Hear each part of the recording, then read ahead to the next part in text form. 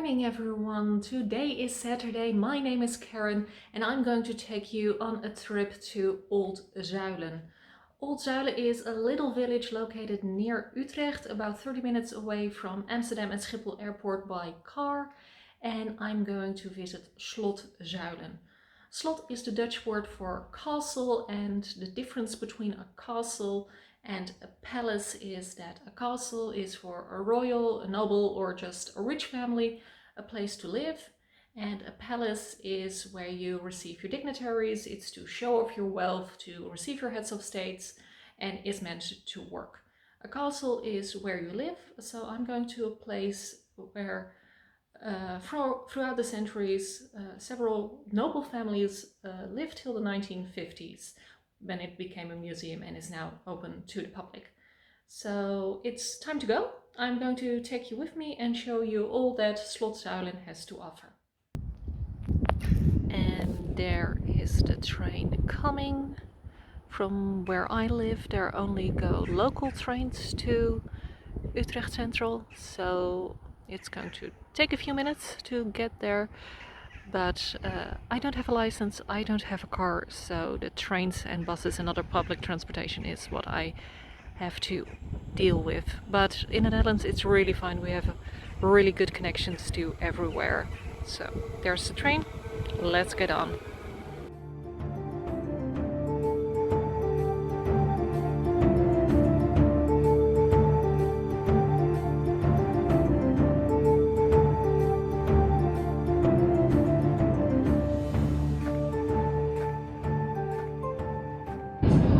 And now we are slowly pulling into Utrecht Central Station, one of the biggest stations in the Netherlands.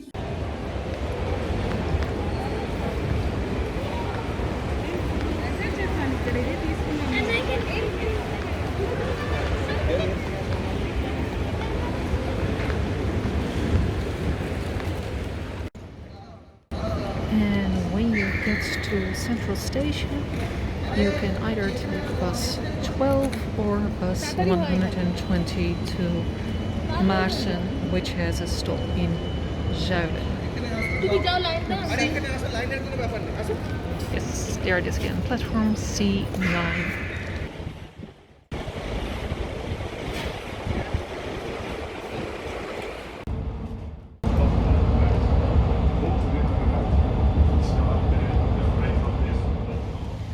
So I have just arrived at Oud Zuylen and now it's a few minutes walking to the Slot. I see the street name sign and that was a motorcycle. And Belle van Zuylen was the most famous person to live in Slot Zuylen, and we will probably see a lot about her when we get there. Almost there. So I'm now standing on the bridge. This is the river Vecht, and this was one of the most beautiful places in the world, according to the Dutch rich noble families. So past this river you can find a lot of very beautiful mansions and small castles like Slot Zuylen for the family Zuylen. This was their summer residence and they lived in the city of Utrecht. So we're now going to cross the bridge to the other side, and if you see where the car is going, that's where Slot Zuylen is and where we are going as well. And there you see Slot Zuylen. The weather is getting better, it's getting sunny and it looks absolutely beautiful. It's a lot bigger than I thought it was going to be. But this is not how it originally was. It was built in 1250 by a guy named, a nobleman named Stefan van Zuylen, and originally it was a donjon, which is related to dungeon, so it means to keep, a castle keep, and it was really for his family to live in. And throughout the years the building got destroyed and rebuilt and extended a few times, and in the mid 1600s through marriage and inheritance it came into the hands of the noble family van Zuylen, and they have lived here from the 1660s to the 1950s, and by then it became too expensive to live, the upkeep, the maintenance, all the staff you need to uphold a building like this. And there is the entrance, which I'm going to go through in a few minutes. But to already tell you a few things about Belle van Zuylen, or as she was named in the rest of the world by her married name, Isabelle de Charrière. There is a sign at the entrance of this path where it explains, where Belle tells you how much she loved this castle, even though in the winters it could be cold and dark and gloomy. It also says that late at night when she was writing her fantasy could do whatever it wants, but also that she needed coffee to stay awake. I just walked through the gate, and as you can see, it is a castle with a moat. And as you can see over there, in the weekends, there are also tours through guided tours through the garden, where someone tells you all about how this came to be. And on a day like this, that's not really a punishment. It must be really nice to just stroll through the gardens on a day like this. It really is. This is Belle, and they sell some pumpkins, some apples and pears, all from here. And you see a CD. Belle was a composer as well, so hopefully I can let you hear some music here. They have honey and jams and everything, and it looks all delicious.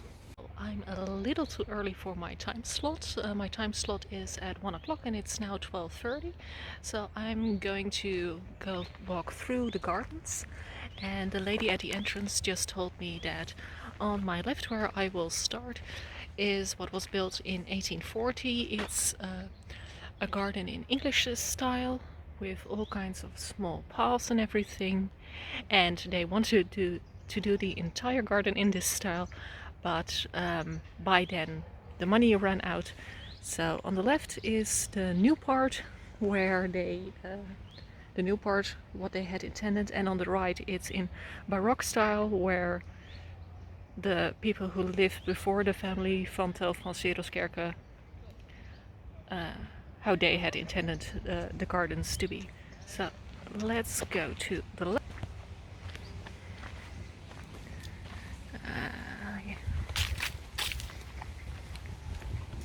So they are really strict at the moment with the time slots due to COVID, because rooms are small and there is just not enough space for everyone to be there at the same time. But that gives me time to explore. So I'm now standing in front of a place that's called the Poetic Herbarium. I'm not exactly sure what that means, but here in the tree there are all kinds of little signs with poetic sentences. And one of the most fun ones I saw was this one. In English it says, if a leaf falls, is it then the leaf that lets go or the branch that lets it go? So that is poetic. And you can see on the other side there's a little gazebo for the Poetic Herbarium. We have some tables, and there is a woman.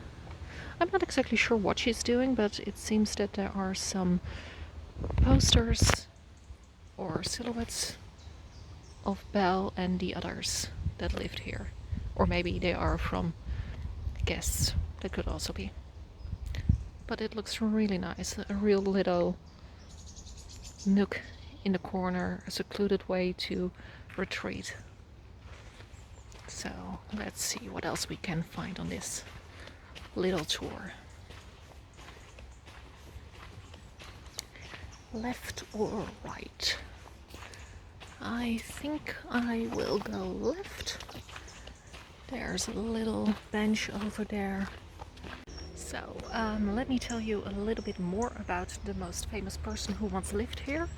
Her name was Belle. Originally she was born Isabelle van Zuylen, and she was quite the extraordinary woman. She was a real feminist. She was born in October 1740, and she lived at Slot Zuylen for almost 30 years till she got married. So she got married very late, but that was also because she didn't have to. She came from a rich family. Her family owned this castle for almost 3 centuries, and yeah, she loved to read, she loved to write. Her parents allowed her to go to university, not as an official student, but she did some classes in science and in maths, and she was really interested in the world. She was a philosopher. She wrote letters with all kinds of important people, with politicians and other philosophers, with Voltaire, with Rousseau, the important people of Europe throughout her life, all in French, because that was the language of the nobility. And she wanted to get married, and she wanted to get married for love, but also keep her freedom, because her freedom was very important to her, to express her thoughts to the paper. She wrote a book which was anonymously published, but very soon people discovered that it was her, because she didn't really disguise it well, but it was called Lenoble the Nobleman, and it was a satire of her own society, of her own family, and the friends of her father and mother. So apparently her father was so angry that he got all the books, he bought all the books he could buy and got them all burned. So that didn't really help to improve the relationship Belle had with her father. But also at one of her first balls, she dared to ask an older man to dance with her, and not only was that older man so much older than her, and she was the one asking, he was also married. And again, her father got very angry and got the carriage, and they went back home. But Belle was already in love by that time, so she corresponded with that man for a long time, for over 14 or 15 years that she corresponded with him in secret, and she really had to keep it secret because it was more her reputation than his reputation that was at stake. And speaking of her writing and her letters, over 2,500 of her letters remained. They were not burned or destroyed or anything, or just got lost throughout history. No, we know a lot about her and the people she corresponded with, because there is a lot of information that she has left in her letters.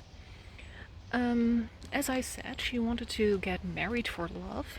She got over 11 proposals throughout the years, but yeah, no one could give her and love and freedom. One of the most famous quotes from her comes from a rejection letter. She got a proposal from the Scotsman James Boswell, and who studied here in Utrecht for a year and spent time with the family. The only thing is that in his proposal he said that of course Belle had to be faithful, fair, but also she had she could only meet and write to people with his permission. She couldn't go anywhere without his permission, so that was not exactly the freedom Belle was looking for, so she rejected him with her most famous quote, which you can find in the gift shop on books and on bags and everything. She replied with, "I have no talent for subordination." She just couldn't do it. She knew she couldn't do it, so she rejected him. And in the end, she got married to someone below her standard. She got married to a tutor of one of her younger brothers. She was the oldest of 7, and it was a good business deal. He let her keep her freedom, and he got a little better standing in life. They lived in Switzerland, and from then on and to the outside world she was named Isabelle de Charrière. But in the Netherlands she has always been known as Belle van Zuylen, and she was an extraordinary woman. She didn't have to marry, she didn't have to go anywhere. She had a good life here. But in the end, the relationship with her parents probably and her father was that she really needed to, or really wanted to get out. So, interesting woman, and she really was a forward thinker and a philosopher. So, yeah, one to look up to. And I'm now still walking through the gardens, and a little bit ahead there is there is a couple getting married, or at least having their wedding pictures taken here, which I understand. It's a gorgeous garden. And there you can see the bride with her groom and some other people adjusting the dress for the next pictures. Her gown looks really nice from here, with a long veil, bare arms, and probably a lace back. And there she goes on her flats. No heels for her. Very wise. There, where those people are walking, that's where I started, and I walked a little around. And now we get to a place where you see some fruit trees. You see that this is much more a designed garden and not so much a garden that was created by nature, so to speak. And I do think that these are the apple and pear trees where they sold where the fruit comes from that they sell at the gift shop. In the back you can see the slot, the castle, and in one of those towers, and I think it's this one at the back, is where Belle wrote her letters and all of her stories. She was also politically active. She wrote some pamphlets with her political ideas, which was really not appreciated, and one of the things that James Boswell objected the most to. He loved that she was a forward thinker when they were not married, but when she would have become his wife, it would have been an issue. And it's really peaceful and calm here. Only a few people. I'm now standing on the other side of the garden, and these are indeed the fruit trees with all the apples. A beautiful designed little garden to stroll through. Yeah, I can imagine it would be really nice to live here in the summer. Not sure if you can really see it well, but this is the wall next to the moat on the other side where I got in. There is the entrance, but as you can see, or maybe not, this wall, it snakes around. And I'm not exactly sure if that was just for aesthetics or if that had some kind of defensive purpose when the castle was originally built. I would have to look it up. As you can see, it is September in the Netherlands, which means, yeah, the summer is almost over. We are very lucky with the weather today, but it means that most of the flowers are almost over. There are some few new ones getting here, some ones that think, no, we still can go ahead. But there are also a lot that are completely done. It's now about time for me to go in, so I'm going back to the entrance and discover everything inside.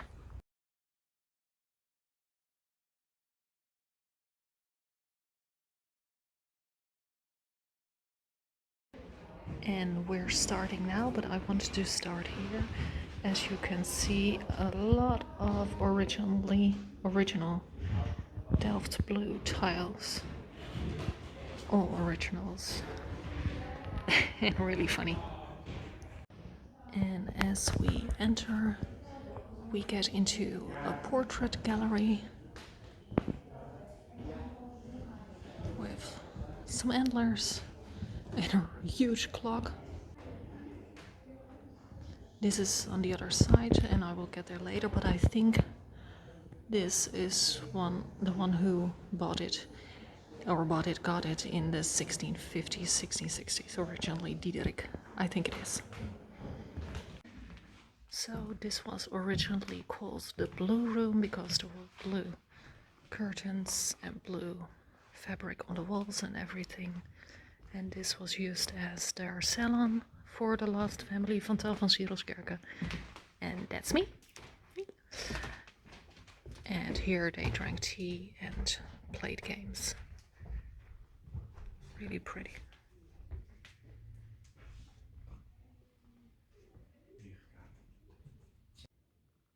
And I'm now in the ladies' room. This is where the ladies retreated after dinner. It was probably a very full room with all kinds of seats. That is a painting of the Three Graces, and it was moved to the attic because when there were young girls growing up here, well, these Three Graces are not very clothed. So, and that was too much for the young girls. And what you can see here is something you see a lot in old houses throughout the world, is a heated bench near the window where you could sit comfortably and look out over the moat, and in this case the terrace downstairs. And this is one of the most famous places in the castle. It's the Goblin Room, where the entire walls are hung with embroidered tapestries with all kinds of animals and castles and landscapes. And the audio tour just told me that it took about 1 to 2 months before 1 square meter was done. So it took a lot of work. And look at that chandelier. It's really pretty. I don't think it's real, but it probably is. No. It's very dark in here to make sure that the tapestries stay the way they are. And this is the dining area, and you can see it's just as everyone is about to get ready for dinner. Everything is ready, and the entire China collection is 240 pieces, and it still is 240 pieces after 2-3 centuries. They were really careful with this, and the story goes that the Baroness herself scrubbed the dishes to prevent her maids to damage anything. She'd rather do it herself than to risk it. And here you can see all the portraits of the ancestors. I was just talking to one of the guides, one of the people who work here, and I'm standing next to the dining room, and here's something that they recently, or in the early 1900s, added. It's a little tap to wash your hands before dinner, and this, I thought it was a press for books or anything, but it's to press your napkins, because you didn't want to wash everything every time. You just pressed your napkin and then it looked decent again for your next meal. At the moment there is an exhibition or a collection of how all this relates to colonialism and slavery, and how the money earned in the East, in Indonesia, contributed to this wonderful building. So everywhere you can find signs of how that worked. And that's something that we are coming to terms with nowadays in the Netherlands. We have a lot of history, but not everything is... well, not everything has a good history. This is part of the temporary exhibition about the connections with colonialism and slavery. And the last family van Zuylen mainly invested in Suriname. That you can see here. They invested in a lot of plantations, and that's where the money came from.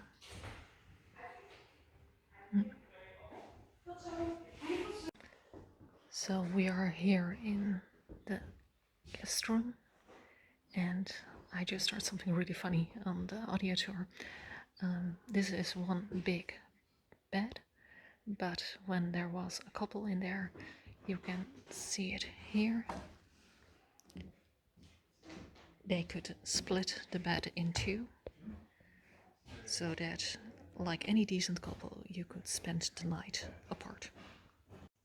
And we're now in the rooms that probably belong to Belle, but things changed a lot throughout the years. And when it became a museum, they redecorated with furniture from that period.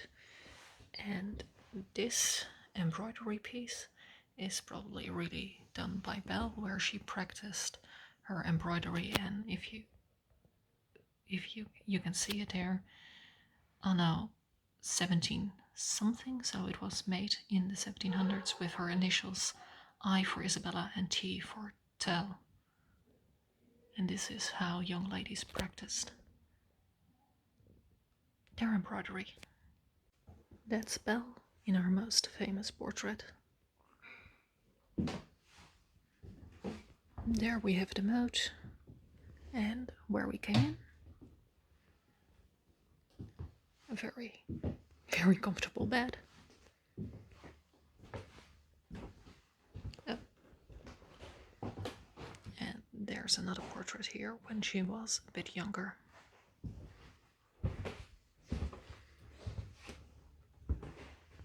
And this is the tower where she wrote everything.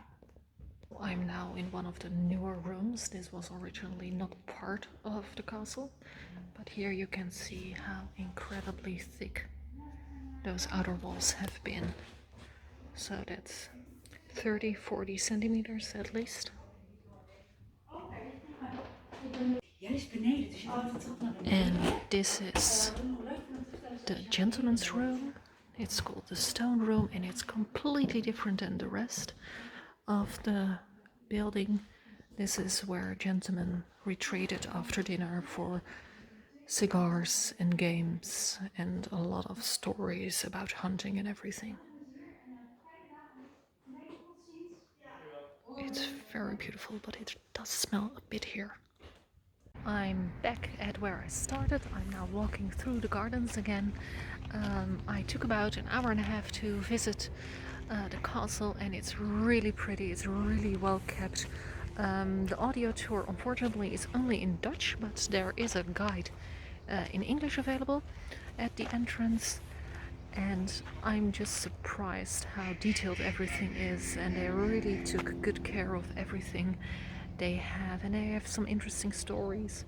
And like I said, at the moment there is an exhibition about slavery, colonialism, and which items, objects within the museum were part of that, and it's something coming to terms with. But it is important to at least acknowledge that it happened, and from there we have to look into the future. But I would really advise you to visit this. I took about, like I said, an hour and a half for the castle and 30 minutes for the gardens. You can also just visit the gardens for $3.50, and ticket to the castle including the gardens is €13. There is a gift shop. The old carriage house is now the cafe, so you have everything. There are bathrooms, so that's also important to know. But I'm really happy that I visited this place.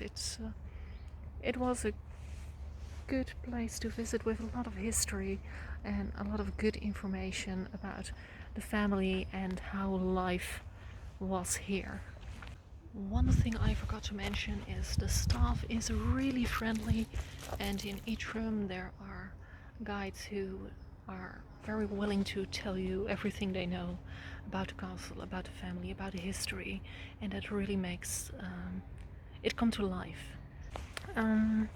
I think I'm going to see if I can get something to eat. It's now about 2:30, so I am hungry, and then I think I'm going home. So thank you for coming with me on this tour, and I will see you the next time in Amsterdam. But what else?